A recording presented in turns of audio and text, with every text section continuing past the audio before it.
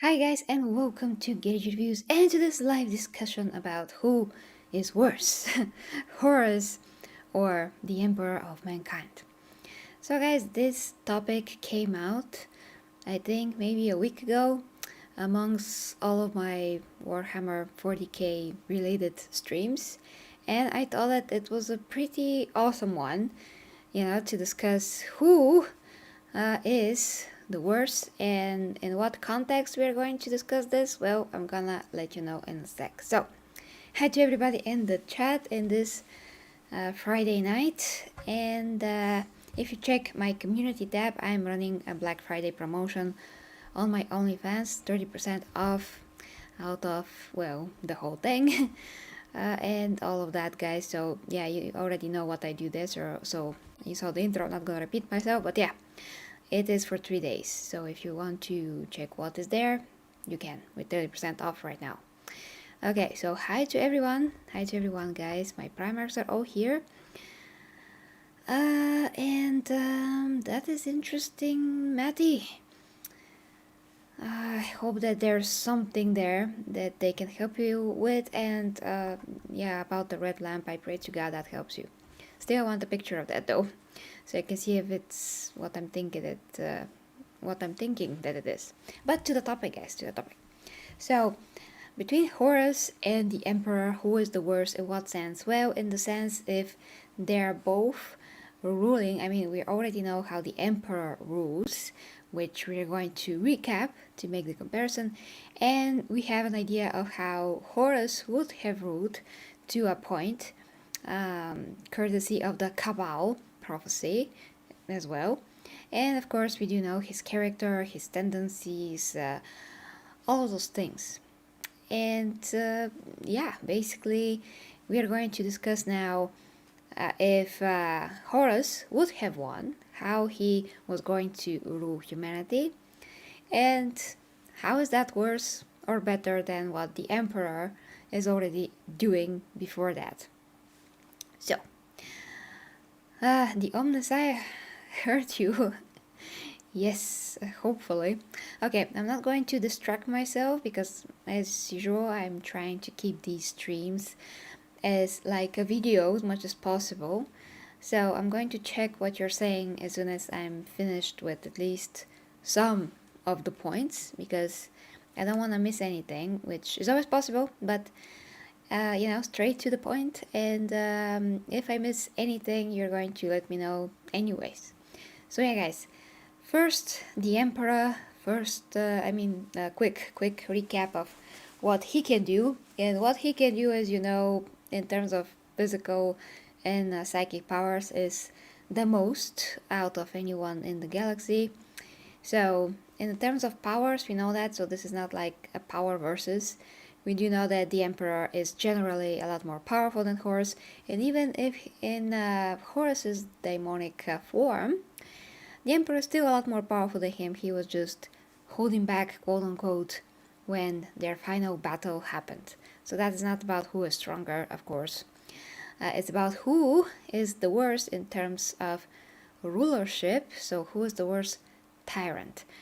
Now, the Emperor can be considered as a tyrant in many ways, and we have discussed this many times. Why? Especially lastly, and I mean most recently, in my 3 parts Luton video coverage, his latest video about the Emperor, part 4, where me and him meet on the same plane, having the same opinion that the Emperor is indeed a lot more a tyrant than anything else. I mean, he is pretty much a guy with a huge ego that tries to do things his own way, which ultimately failed miserably, and thus the Imperium is in a very bad state at the moment. So, about the Emperor, there's really not that much to further say besides what I already said, but I am going to use some particular key points about his character to compare with Horus. So there's that. So we do know how the Emperor. What is he capable of? He's capable of annihilating whole whole races, like completely erasing them out of existence. He fought the orcs along with Horus, and Horus saw firsthand how the Emperor can just literally annihilate living beings out of all kinds of existence with his sword and his ultimate power. And it's ironically what he did to Horus at the end as well. And as for Horus, which is a bit more, from his side we have to focus a bit more. So going from the first book, those first 3 books basically from the Horus Heresy, we see how he decided to fall to chaos. What were the already the traits of his character that led to that? So basically, one of these are his ego, his extreme, so to speak, belief in how wrong is the Emperor. And although he was very loyal to the Emperor at the beginning, when all of those things that he saw in his vision close to death convinced him that the Emperor is about to become like an idol of sorts that everybody will worship, and that comes from the Emperor's assurance of his purpose and willpower and being extremely egotistical. So Horus saw that as, wow, my father thinks he's a god. What a huge ass is my father, what a huge egocentric, pompous idiot he is. Of course, I'm paraphrasing here. But the irony here is that Horus was also this way. He didn't realize that what he saw in his father, is what he is carrying himself. It's his qualities, and because he despises those, subconsciously, when he sees that in his father, he automatically resents that. And you see that as a psychological phenomenon, actually, in people every day. Sometimes when you see a quality or lack thereof, when you see that in another person, you feel yourself feeling this pretty, how is the word for that? You are resenting. You are starting to resent that person because of that, because you do know deep down that you also have or had these lack of qualities, shortcomings, uncleaned qualities, you can say. Something that you must clean and develop above that, so you can clear it out from yourself. That's what I mean, and rise above it and just become better. So you either already became better and you want to see that happen with other people so they can become better as well, or you see that and you haven't come to terms with your own nature. So when you see such qualities in someone else, you get irritated, annoyed, and start to resent that person. That is happening to a lot of people in general. So psychologically speaking, the reaction of Horus towards the Emperor and what he saw from those visions, what he experienced altogether, just became very overwhelming to him, and he saw all the things that he actually also is. And when he fell down to chaos, if I can express myself this way, he proved that he is egocentric, wanted to rule everything, wanted to be the new emperor of mankind, wanted to be this godly figure, basically because he also accepted the powers that chaos gave him. And he decided he is enough for the imperium. He is the better ruler here compared to his father, and only he can save the imperium in the way that he saw fit. Which, when we're talking about who is the bigger tyrant, it is exactly that. Horus, did atrocious things to get to that point. He corrupted his brothers. Obviously, they were already having their own, lack of quality, so they can be corrupted in the first place, and that looks like to be the emperor's plan, judging by that last short story that we also discussed in that Luton video, mainly in the last one. So if you haven't seen that, context is there. You can watch that if you like.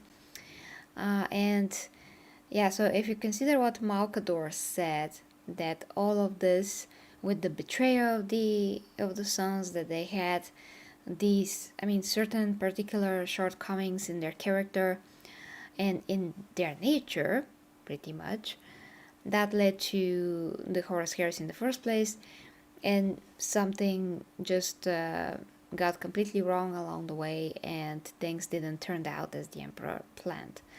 The point is that even if that is, that's supposed to be the case, canonically, if Malkador says it, it's freaking canon. The point is that even if that was not true or true, they, all the Primarchs, they still have particular qualities. And if Horus is a tyrant, then, well, he's a tyrant, no matter if that is designed or it's not designed. That's what I mean. So basically, Horus did horrible things, and all the things that the Emperor also done. He was, he killed a ton. That's not even the measurement here. Countless amounts of people, civilizations, orcs, Xenos in general. You get the idea. And and probably some of his own. Yeah, not probably. He killed the Thunder Warriors, and who knows who else from his own people. And Horus also killed his brother's legions, the ones that were against him and for the Emperor. Their children, their Astartes, their legions. And, you name it, he was extremely brutal and uncompromising in the way that he wanted to get to his father. So he was ready to do whatever it takes, literally, how the late Rich Piana says, whatever it takes, if you know who Rich Piana is. Whatever it freaking takes, it didn't matter at all who's gonna die, who's not gonna die. And if we are judging by also what the Cabal said, the Cabal are those Xenos that predicted to the Alpha Legion what is going to happen if the Emperor wins or if Horus wins. And basically that if Horus wins, humanity is going to go extinct, I think. Yes, I've discussed that also many times, but haven't read it in months. But yeah, that humanity is going to go extinct, and Horus basically are going to lead us to our total ruin, I think. But that would also lead to actually chaos being destroyed, because of humanity being destroyed. And humanity seems to be mostly the main source of food, what sustains chaos. That is according to the prophecy. I'm not factoring in all the other, possible indications that chaos can sustain itself. The prophecy didn't say that. Prophecy did say that if Horus wins, humanity goes extinct. Damn it, this word today. Humanity is just going to die out and or be destroyed by Horus and overall by his rule, how he's doing things. And then, chaos is going to be no more. So no humanity, no chaos. Who's gonna be left like the Eldar? I don't know, but at least the universe somehow is gonna continue. But we are not gonna be there to see it. And then if the Emperor wins, the Imperium is going to, be ruined and in a very bad state altogether, and chaos is gonna thrive, which is happening already. So that part of the prophecy, it is true thus far. I didn't say anything after that though, so nothing about bringing the Emperor back or anything like this. Okay, having this in mind, having the nature of Horus, You can say that he is very immature. He reacted very emotionally to the whole situation. He didn't judge the situation, right? He didn't question anything. I mean, he did question what he was seeing in the visions at the beginning, but because that main guy that gave him the information was presenting himself as his friend, he thought that he is not being lied to. And I mean, yeah, he put up a fight kinda at the beginning, but then with each and every vision that was shown to him, he just became more and more assured that the emperor is this evil tyrant that's so egotistical and full of himself, which the emperor is. And those visions, maybe, not maybe, actually, they are true to a certain extent, for sure. I mean, the emperor did everything possible to become a godlike being while saying to everyone that he's not a godlike being. Once again, another topic. The point here, enough to illustrate is how Horus saw things, how things were presented to him, and then that he cracked along that way, and he did succumb to this, all of those visions, and he decided to turn against his emperor. But he was immature and all of that. He didn't measure all of those things right. He didn't question them enough. He didn't think, and he also didn't talk to his dad, and just to be like man to man, say, here what it was done, it was shown to me, what do you think? He just went on his own crusade against his father, and he didn't listen to any other voices of reason. He just went and did all of that, betrayed him, never spoke to him. So that is why I'm saying he is very immature, which we all know the Primarchs are pretty immature, and they act emotionally rather than using wisdom. Although all that wisdom is repeating. I mean, it's repeating as a word that is labeled. I mean, that is used to label the Primarchs in their nature, but is proven otherwise. Like consistently is proven otherwise they are completely the opposite way. There are certain wisdom, maybe in some situations, certain circumstances, they can be wise about these things, but they are literally in situations that they have some kind of a know how to do or to deal with. In situations that they have no any kind of experience, they're pretty much like children then and there. So I mean, that is true more or less with each and every Primarch. So you can't say, and I can't say that it weighs the same way for everyone, but in general, they are all immature in their own way. So Horus is the type of guy that is throwing an inner and sometimes, an inner, I mean, subconscious temper tantrum, and kind of like his actions, the whole sequence of actions that he performed to create the Horus Heresy were like sequences of different temper tantrums and emotional decisions, is what I mean. Emotional reactions. He was reacting, instead of just stopping and thinking about the situation, thinking how many Astartes brothers he's going to have to go against, and all those things. And he had an argument and reasoning behind his actions, but then again, he did not had anything against his actions and reasoning, because you always have to look every possible side and angle if you're really wise, but he wasn't, so there's that. In terms of his, that is also connected to whether or not he is the bigger tyrant here. So let's weigh things out. We talked about Horus now, and his nature, and how he is, impulsive, and he is ready to prove himself, and to prove himself better than his father as well.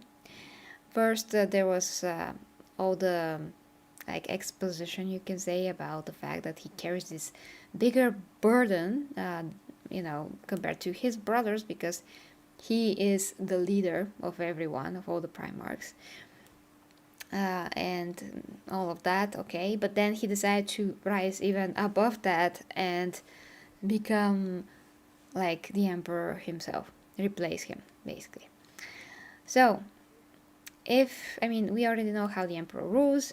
We already know that the emperor is like not caring who's gonna die or not. He just gonna go through everyone for the good of mankind that also is dying, in some words or another, or just suffering on earth because of the, all the ways that humanity is living in, all the environments that humanity is living in, all the different like levels of how you can live and all of that. I mean, it's not the prettiest picture ever, you know. And when we have Horus, well, he united himself with freaking chaos. So what do we expect, that he's gonna like pet us with a feather or something? No, absolutely not. And we already know that according to that prophecy, that 50% of it is true right now.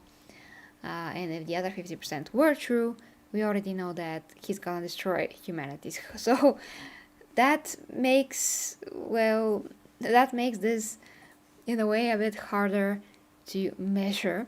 So I'm going to ask you guys, who is the biggest tyrant out of the two now?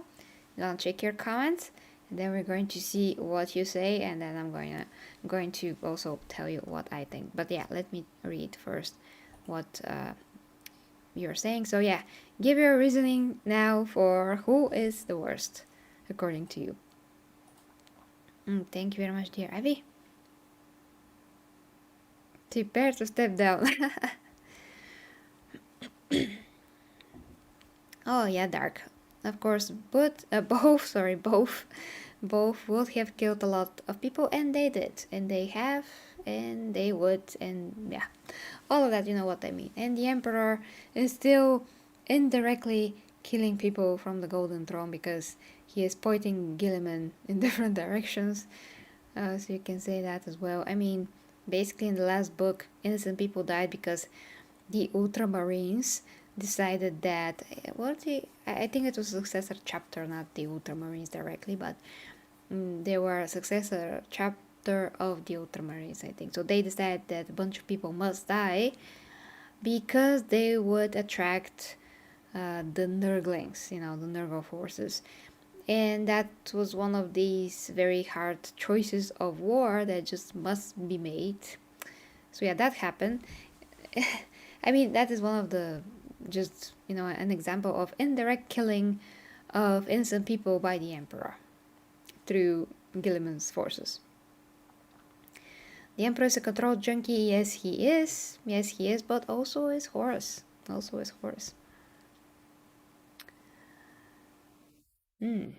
Horus's soul was split up in 4 parts of his horse with each chaos gods. Well, before maybe, but then the Emperor completely destroyed him with his sword, so his essence, everything is dead. He has nothing left. Well, yeah, we all know about Logar, but he's not the point of discussion here. I mean, it all started with Logar and how the Emperor wanted to make him completely humiliated in front of his own legion. But yeah, that's another topic. Maybe Horus would not have done something like that in particular. Maybe that's not exactly something that he is into doing. But compared to the Emperor, Horus is a bit more upfront, you can say. And he claims to be more honest. That is how he likes to think, that he is more honest than the Emperor. I mean, his whole anger towards the Emperor was mostly driven by the fact that he felt lied to by his father, and he thought that his father is a complete hypocrite. And that is what pissed him off, really. So he prides himself on being just more honorable and honest, although I do think that that is also a hypocrisy, because he freaking aligned with chaos. If he was so honest and open and just whoever he thinks for himself that he really is, he will not do that. He will find a way to do it himself, to not align himself with the ruinous powers to achieve the downfall of his father. He would say, well, I'm not, going with you as well. I know that you are also corrupt, powers that corrupt and all of that. And I'm just going to do my own thing and do the right thing and just clean my father out of that throne. Like scrub him out. But he didn't do that. So he was weak enough to search for their help and accept their help, embrace them actually. So if he thought that the emperor is evil, then he embraced another one, So yeah, Horus, I think you have to get your reality check and just take your head out of your butt and see more clearly that you're doing what you hate. Yeah, in a lot of ways. I can't say myself, but I guess that being impulsive and extremely emotionally unbalanced can be a risky combination. You can say, especially for a leader, like you don't want that. That's like a time-ticking bomb.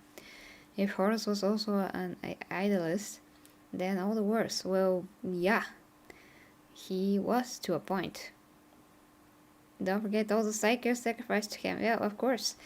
I know that is something that the Emperor requires, but that is after he was put on the Golden Throne. So the Golden Throne was also built for that purpose, which is interesting. It was structured, the technologies were in place if something like that happened, what happened actually. So it was ready to take all the Psychers. But we are talking about who is worse, in terms of the tyranny of the rulership. Damn it, this word. And that can be measured before all of this happened. Now the emperor, you can say, is maybe worse because of the Psychers, or just overall how he's doing things. He is guiding Gilliman. He is doing other stuff that we don't see. I think that he is, as he was before, he's just doing the necessary things. So those necessary things, if they are tyranny or not, now or before, well, actually, yeah, the answer is they are still a tyranny, especially with the Psychers, and especially actually everything else pretty much. If I was the emperor, I would put some of my power to destroy the ecclesiarchy, but that is another topic. I would destroy all of them and just leave Gilliman to have to not deal with all of those people. But on the other hand, maybe he is conserving his powers, and GW has to have another other factions to be there, so there's that.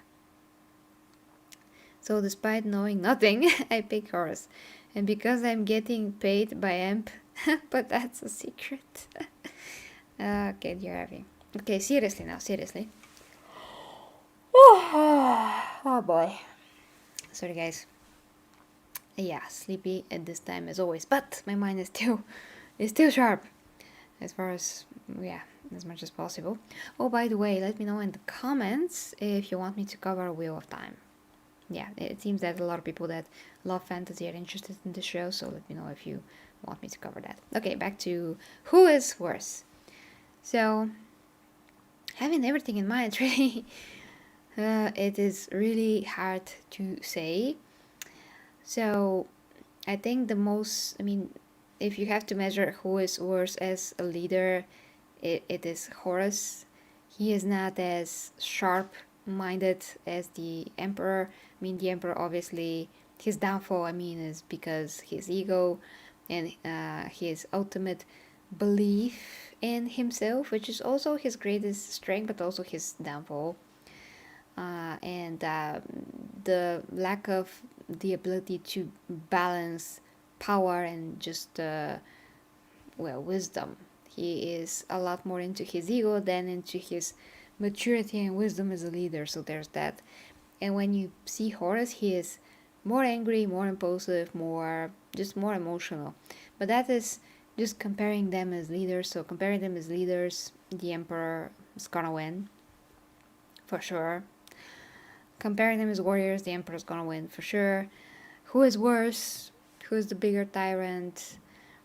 Well, I'm going to go with the Emperor, actually.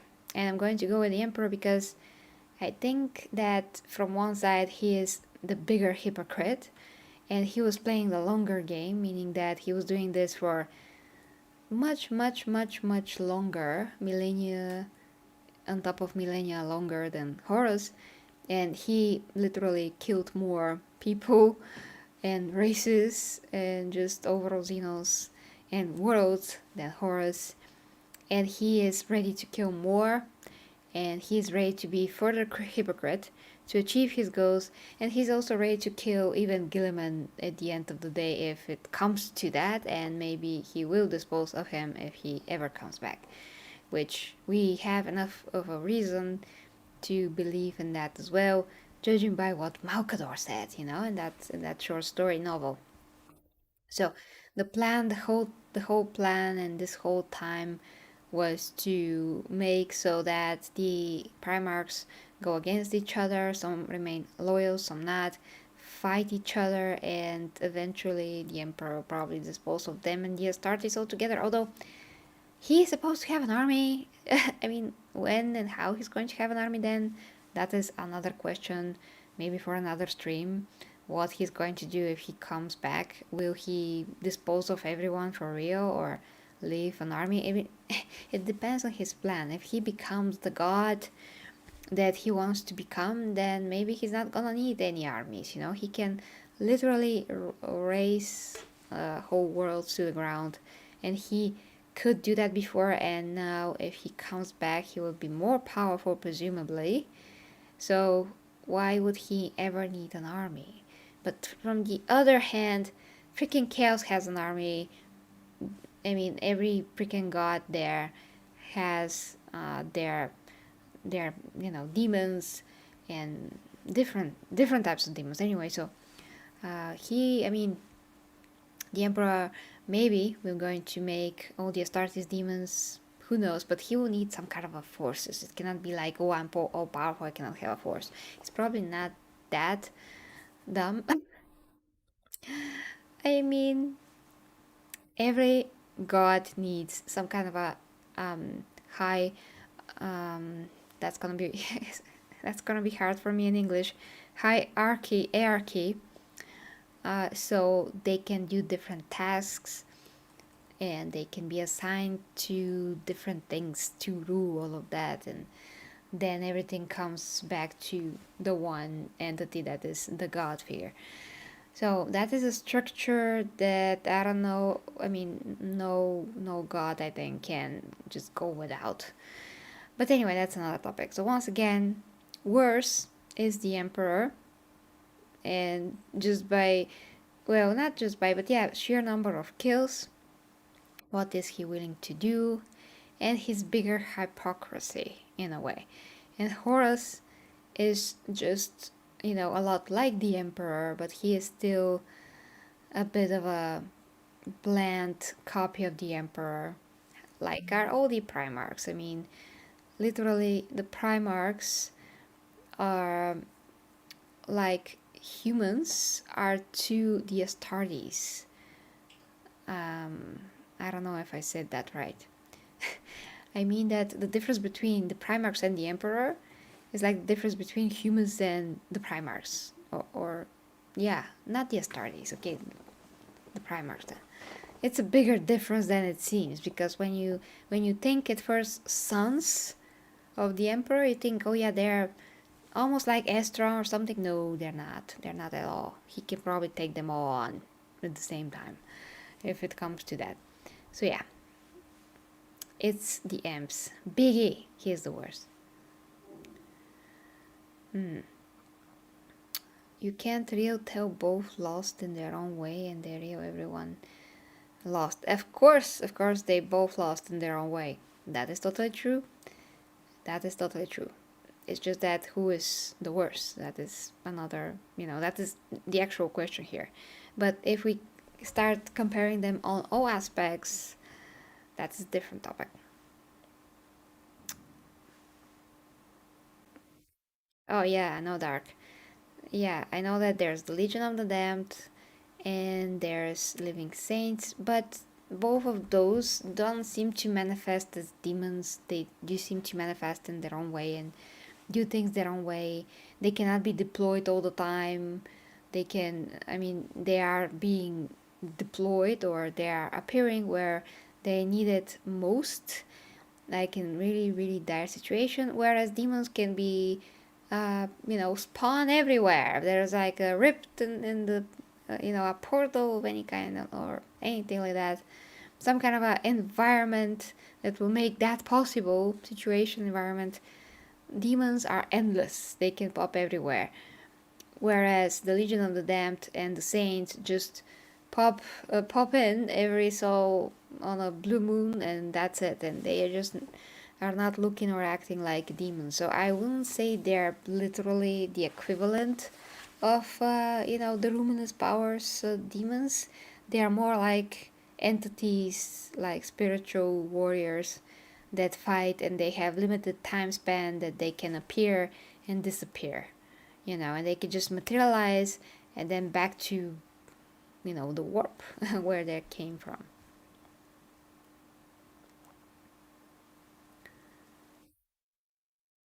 Okay. The gods bad chaos, the emperor good chaos?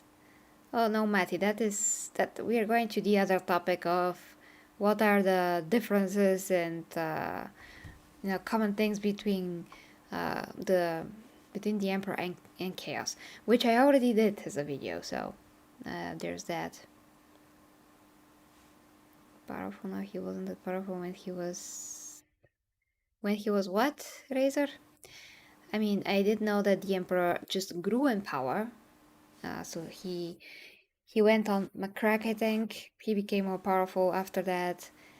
But now, and in general, I mean, before he met Horus, let's say, or now if he comes back to life, he should be more powerful to obliterate whoever.